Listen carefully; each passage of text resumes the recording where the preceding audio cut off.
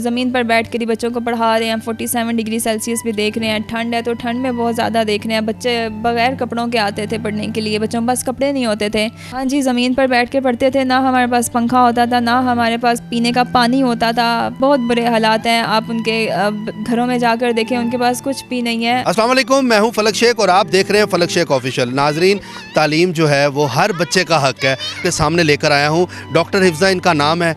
इन्होंने छोटे छोटे जो झुग्गियों के बच्चे होते हैं उनको फ्री ऑफ कॉस्ट पढ़ाने का इनिशिएटिव लिया है। फ्री ऑफ कॉस्ट में पढ़ाती भी हैं उनको, उसके अलावा उनको यूनिफॉर्म्स भी देती हैं, एक टाइम का खाना भी देती हैं और बहुत सी मुश्किलात उन्होंने फ़ेस की हैं इस प्रोजेक्ट को बनाने में। और अपनी मदद आपके तहत ही एक स्कूल बनाया हुआ है NGO टाइप, जिसमें वो जितने भी छोटे छोटे गरीब तबके के बच्चे उनको पढ़ाती हैं। आज मैं आपको उनसे मिलवाता हूँ। नाजरीन, अब मैं आपको उस बाहिम्मत लड़की से मिलवाता हूँ जिसका नाम है डॉक्टर हिफ्ज़ा। अस्सलाम वालेकुम। वालेकुम अस्सलाम। कैसी हैं आप? अल्हम्दुलिल्लाह। अच्छा मैडम, ये बताएं कि ये ख्याल कैसे आया कि झोंपड़ी में जो झुग्गियों में बच्चे रह रहे होते हैं, जो गरीब तबका है हमारे पाकिस्तान का, माशरे का, उनको आला तालीम देने का?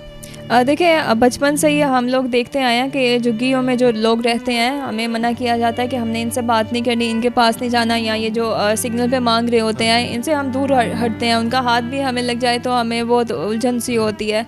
तो ये गैप, हालांकि वो भी इंसान है, हमारे जैसे हैं। ये तो ये बचपन से ये बात मेरे बहुत मुझे क्लिक करती थी कि भाई ये भी हम जैसे हैं, बस उनको रास्ता नहीं किसी ने दिखाया, किसी ने उनको कहा नहीं कि भाई अगर आप इस रास्ते पे चलो तो आप कामयाब हो सकते हो, किसी ने बताया नहीं। तो मुश्किल काम था, मैं जानती थी, कभी किसी ने इसके ऊपर काम नहीं किया है। तो फिर भी मैं यहाँ पर आई, विज़िट किया, मिली इनसे, मुझे लगा कि भाई इनको अच्छा इमेज इनका दिखाने की ज़रूरत है जो कि दुनिया को नहीं पता है, किसी ने देखा नहीं है। तो मैंने वो किया, बच्चों के लिए कैंप में स्कूल बना लिया, बच्चों को पढ़ाना शुरू कर दिया। और फिर मैं डिफरेंट यूनिवर्सिटीज़ से बुलाती रही यहाँ पर बच्चों को जो कि अच्छी फैमिली से बिलोंग करते थे, जो कि कभी स्लम्स में नहीं गए थे, जैसे हम भी कभी स्लम्स नहीं आए थे, वो भी नहीं कभी गए थे। तो वो उन्होंने आना शुरू कर दिया यहाँ पर, इनसे मिलना शुरू कर दिया, इन बच्चों के लिए गिफ्ट्स लाने शुरू कर दिए। कोई खाना बना कर ले आता था घर से इन बच्चों के लिए। तो उनको भी आकर लगा कि भाई जो हम सुनते आए हैं, जो हमारे पेरेंट्स ने माइंडसेट बनाया था, वैसा नहीं है। ये बच्चे तो बड़े खूबसूरत बच्चे हैं, अगर इनको अच्छा गेटअप दिया जाए तो ये किसी भी अच्छे ख़ानदान के बच्चे की निस्बत कम नहीं लगेंगे ये बच्चे। मैडम, ये जो इशारे पे मांग रहे होते हैं बच्चे, तो ये उन्हीं में से बच्चे हैं या आपने जब इनकी रैकी वगैरह की है? ये वही बच्चे हैं जो इशारे पर मांगते थे। और मुझे याद है कि अक्सर मैं जब आ रही होती थी तो ये सिग्नल पर आकर जब नॉक करते हैं तो ये गलती से मेरी गाड़ी पर भी नॉक कर देते थे और मुझे पता चल जाता था कि ये बच्चा तो मेरे पास स्कूल में पढ़ता है। तो मैं वहीं पर उनको गाड़ी में बिठाकर वापस स्कूल लेकर आती थी और उनके पेरेंट्स से भी मिलती थी। लेकिन अल्हम्दुलिल्लाह अब कोई बच्चा हमें सिग्नल पर नज़र नहीं आता, सब बच्चे यहाँ पर पढ़ते हैं, बहुत शौक़ से पढ़ते हैं। जी, अस्सलाम वालेकुम। वालेकुम सलाम। क्या नाम है? समिया। समिया, मुझे बताओ, बड़े होकर क्या बनना है आपने? डॉक्टर। डॉक्टर बनना है? तो क्या करोगी डॉक्टर बन के? इंजेक्शन लगाओगी? यस। तो मज़ा आता है सुई चुभ हो के किसी को? नहीं, गरीबों का जो बीमार बच्चे होते हैं उसका इलाज करना मुफ्त। अच्छा, पापा आपके क्या करते हैं? वो रिक्शा चलाते हैं। मेरे चाचू साथ रहता है, वो दिहाड़ी करता है। अच्छा, यहाँ पर जो आप स्कूल में पढ़ रही हो, कौन सी क्लास में हो? 4। क्या नाम है? नासरा हसन। नासरा हसन? पूरा नेम है। अच्छा, मुझे बताओ, क्या बनना है बड़े होके? पुलिस। क्या बनना है? पुलिस। पुलिस? लोगों के छितरोल करोगी चोरों की? यस। है? यस। कौन सी क्लास में पढ़ती हो? प्रेप। प्रेप में? और ABC आती है? यस। सुनाओ थोड़ी सी। ABCDEFGHIJKLMNOPQRSTUVWXYZ। क्या बात है, पूरी ABC आती है आपको? कुछ बच्चों को काम करने का भी शौक है, क्योंकि आपको पता है ये बच्चे बड़े टैलेंटेड होते हैं। इनको होता है कि हर वक्त कुछ ना कुछ करते रहें। अगर स्कूल में मॉर्निंग टाइम में पढ़े हैं तो इवनिंग में इनके पास अगर करने को कोई एक्टिविटी नहीं है तो ये खेलते रहेंगे बाहर। तो क्यों ना हम इनकी उस एनर्जी को यूटिलाइज़ करें। तो उसके लिए मैंने इनको फिर कारोबार की तरफ भी किया इन बच्चों को। तो आपने कारोबार की तरफ किया, इनके पेरेंट्स को आपने कैसे मनाया? सबसे पहले तो ये मैं जानना चाहूँगा कि उनका माइंड आपने कैसे बदला। इनकी तो बोली भी हमसे डिफरेंट है, वो तो समझ भी नहीं आती, वो जो घर में ही इस तरह की बात कर, क्योंकि आपको घर में जो रवैया मिलता है इंसान ज़्यादातर वही पिक करता है।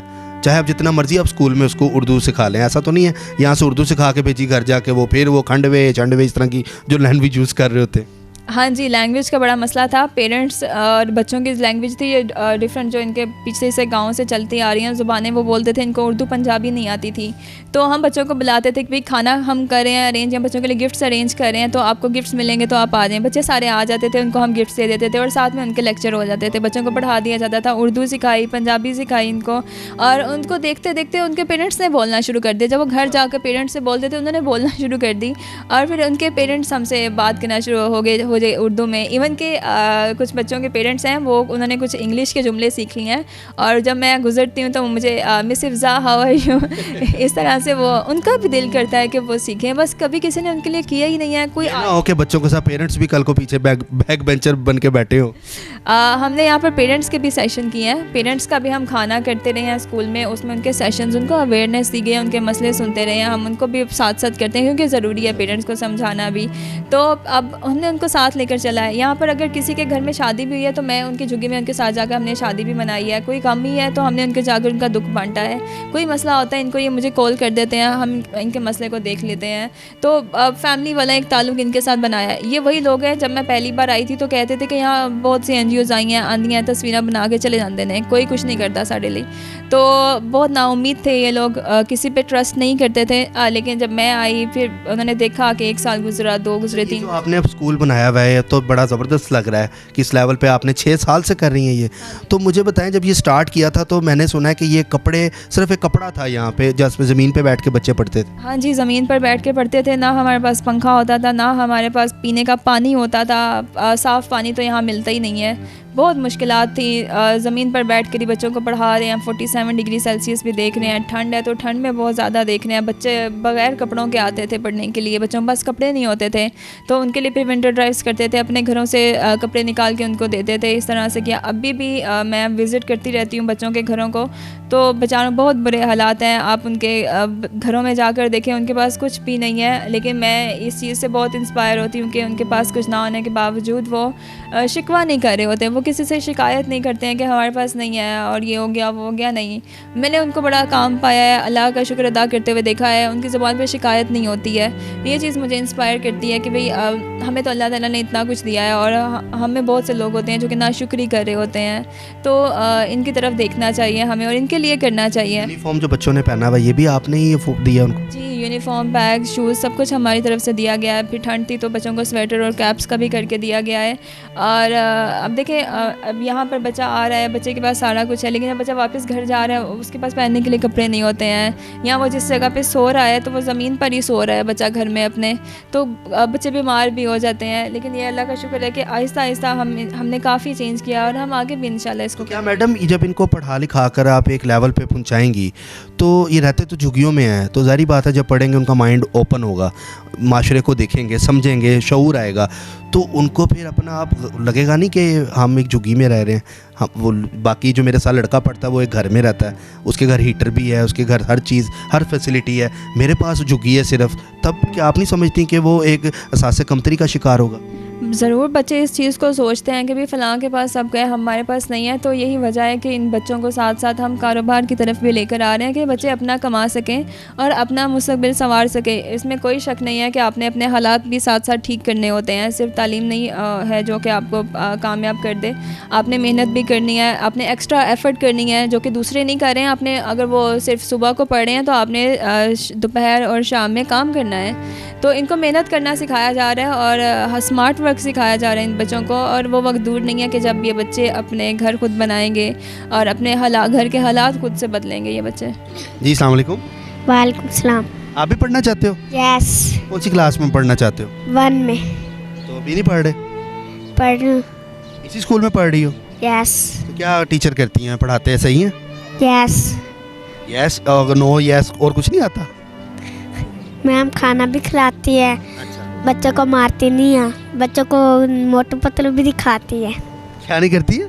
मोटू पतलू भी दिखाती। वो कार्टून जो है, अच्छा वो भी आप देखती हो? यस। तो मामा पापा आने देते हैं, इजाज़त देते हैं कि पढ़ लो जाके? यस। क्या बनना चाहते हो बड़ी होके? डॉक्टर। सारे डॉक्टर ही बनना चाहते हैं स्कूल में? तो क्यों, क्या डॉक्टर क्यों बनना है, क्या वजह है उसकी? डॉक्टर बन के गरीबों को मुफ्त इलाज करना है। अच्छा, गरीबों का मुफ्त इलाज करना है। तो मामा पापा कुछ कहते हैं कि पढ़ो जाके, यहाँ कहते हैं काम करो? नो। कुछ भी नहीं कहते, कहते स्कूल पढ़ो और स्कूल पढ़ के ना बड़े भी होना। स्कूल पढ़ के बड़ा बच्चा बनना है। यस। तो मुझे बताएं कि अभी तक कितने बच्चों को आपने कारोबार पे लगाया? यहाँ से पढ़ लिख के जो बड़े हो जाते हैं बच्चे, तो कर रहे हैं कोई कारोबार? 3 बच्चे हैं, हमने 3 बच्चों को सिखाया है और वो 3 बच्चे कर रहे हैं और नेक्स्ट हमारा प्लान है कि अब हम मज़ीद बच्चों को भी इसमें सिखाएंगे। मतलब क्या काम कर रहे हैं, कोई थोड़ा? बच्चों को फ्राइज़ का सिखाया जा रहा है, स्टॉल इनको बना के दिया गया है फ्राइज़ का, लियाकत चौक में बच्चे वो लगाते हैं और वहाँ से अभी रिसेंटली इन्होंने स्टार्ट किया है, तो उसको सेल करना फ्राइज़ को, डिफरेंट तरह के स्पायरल फ्राइज़ हैं इसमें, फिंगर चिप्स हैं, इस तरह से बच्चों को डिफरेंट आइटम्स। और नेक्स्ट हमारा प्लान ये है कि कुछ बच्चे हैं जो कि बहुत ज़हीन हैं, उन बच्चों के लिए हम ये करेंगे कि इवनिंग में यहाँ पर सॉफ्टवेयर हाउस बनाकर डिजिटल स्किल्स उनको सिखाएँगे और वो उसी से कल को उनकी इनकम स्टार्ट हो जाएगी। यानी कि ये एक बड़ा ज़बरदस्त नाज़रीन इनिशिएटिव है कि कौन सोचता है आजकल किसी के बच्चे, अपने बच्चों के बारे में नहीं लोग सोचते, तो आप तो किसी के बच्चे के बारे में सोच रही हैं। तो मुझे ये बताएं कि ये जो NGO चलाने का आपका मकसद है, काफ़ी लोगों के माइंड में एक सवाल आता है कि यार ये 2 नंबर होता है, ये लोग पैसे खा जाते हैं लेकर। तो मैंने तो देखा यहाँ पर आप तो सारा कुछ बच्चों पर लग भी रहा है वो चीज़ें, तो क्या कहेंगी उन लोगों को जो आपके साथ खड़ा होना चाहते हैं? देखिए, NGOs का नाम बहुत ज़्यादा बदनाम हो चुका था, यही वजह थी कि मैंने कभी सोचा नहीं था कि मैं इसे NGO की तरफ लेकर जाऊंगी। मैं खुद से ये एफ़र्ट हमें डबल ट्रिपल एफ़र्ट करनी पड़ती थी, लेकिन हम इसे NGO की तरफ नहीं लेकर गए थे। लेकिन फिर हम एक वक्त आया कि हमें लगा, ज़रूरत महसूस हुई कि हमें इसे प्रॉपर इदारा बनाने की ज़रूरत है, क्योंकि अगर ये इदारा नहीं होगा तो कल को ये मुझे कुछ अरसे के लिए पीछे होना पड़ता है, तो वो ख़त्म हो जाएगा काम। तो इदारा ही वो होता है और सस्टेनेबल, जिससे आपका काम चलता रहता है, आपके बाद भी आपका काम चलता रहना चाहिए। तो उसके लिए एक इदारा बनाया और ये कि आप खुद आएँ, खुद आकर देखें, इनके साथ टाइम स्पेंड करें, आप खुद से देकर जाएं, ट्रस्ट डेवलप हो आपका, फिर आप इनको सपोर्ट करें। ये वो है कि यहाँ पर हर चीज़ हो रही है। मतलब नॉर्मल स्कूल्स में भी ये फैसिलिटीज़ नहीं होती हैं, आपको मिनरल वाटर नहीं मिलता है नॉर्मल स्कूल में, आपको इतनी चीज़ें नहीं, आपको खाना नहीं दिया जाता है, आपको अलग से ये सारी फैसिलिटीज़, आपको गिफ्ट्स नहीं दिए जाते हैं जैसे बच्चों को यहाँ पर दिए जाते हैं, कपड़े दिए जाते हैं, नहीं दिया जाता है, स्किल नहीं दिया जाता। कोई स्कूल, एटलीस्ट पाकिस्तान में तो कोई स्कूल ऐसा नहीं है जो बच्चों के स्किल पे काम कर रहा हो, कोई भी नहीं है। हमें ये सहूलतें नहीं मिली हैं, तो वो तमाम सहूलतें हम इन बच्चों को दे रहे हैं। आप आएँ, आकर देखें, इन बच्चों के साथ अटैच हों और फिर इनके लिए इनको करें सपोर्ट।